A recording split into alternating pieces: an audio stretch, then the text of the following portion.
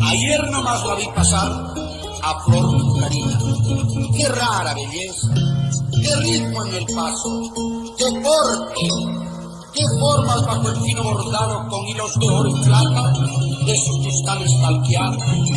Me clavó muy hondo su mirada triste y bajó la vista y aparecieron dos lágrimas y me dijo: adiós, adiós para siempre. Flor Pucarina, eres la más grande y eres de todos los peruanos.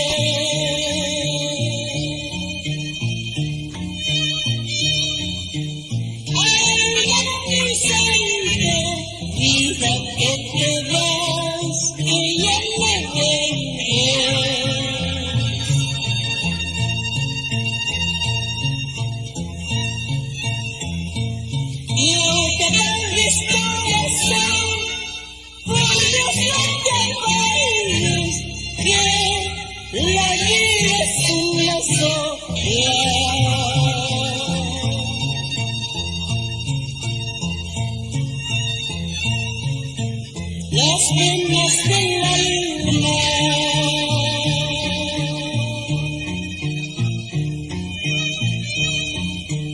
tómalas con calma, vamos corazón, sonriendo la vida.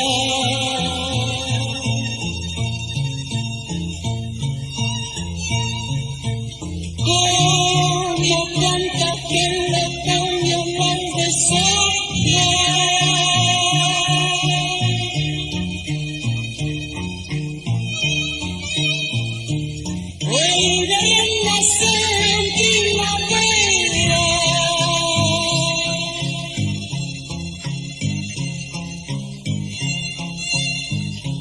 Quiero revivir en ti mis ansias de vivir y amar la vida, ansias de vivir y amar la vida. En la vida te agitas, te acabas la vida, corazón, sabiendo que el mundo es solo hipocresías, corazón.